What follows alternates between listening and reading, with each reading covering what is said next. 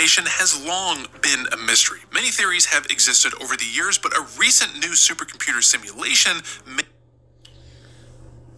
So, just imagine, instead of something colliding with the moon, the Earth gave birth to the moon. And being that the Earth was probably in a molten state, heavier objects, things separate, classifications of materials, centrifugal forces take place, and things separate. And so what it seems to have happened, and what's kind of crazy too, is the things of lightness, tends to gravitate towards each other. That's why we can find gold everywhere and stuff, but it's in very small parts. But there's golden veins,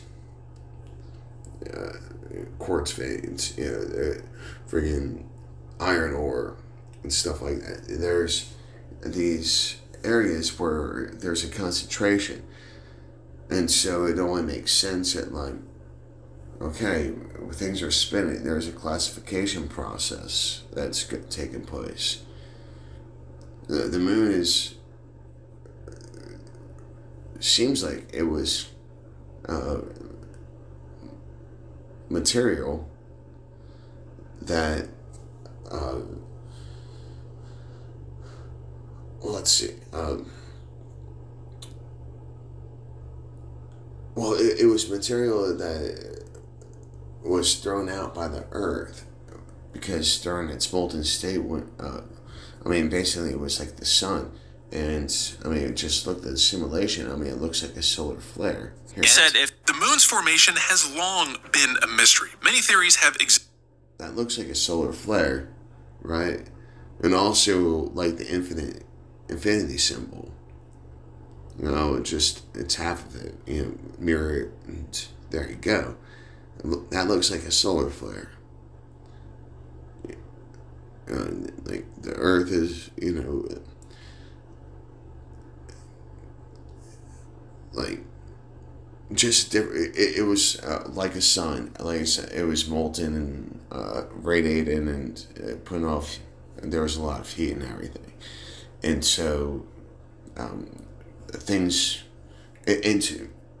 during that process, we baked a cake, and that's why Earth is considered like the Goldilocks zone. And there's not many places like Earth. We're like a cake, but anyways, just hope that puts some different thought on this, because it makes more sense that the Earth gave birth to the moon, because just like the Earth the sun gave birth to the planets. And that's why everything is within orbit. It's a family. They stay close together. They work together. Over the years, but a recent new supercomputer simulation may have shed some light on the moon's origin. The moon may have formed in just a matter of hours after a Mars-sized planet collided with a much younger Earth. This collision would have caused both bodies to take on a nearly molten state, with two additional bodies forming. The larger body was pulled back into Earth, but the smaller body remained far enough away to form a stable orbit. And this smaller body is what later became the moon. We still don't know for sure if this is how the moon formed, but NASA scientists are hopeful that this simulation will bring them closer to definitively unlocking that mystery. So we see, like, if they just mirrored that theory, just like I have, and this is something I've thought of for a while. I believe that we live in a black hole and everything. That's why space is black.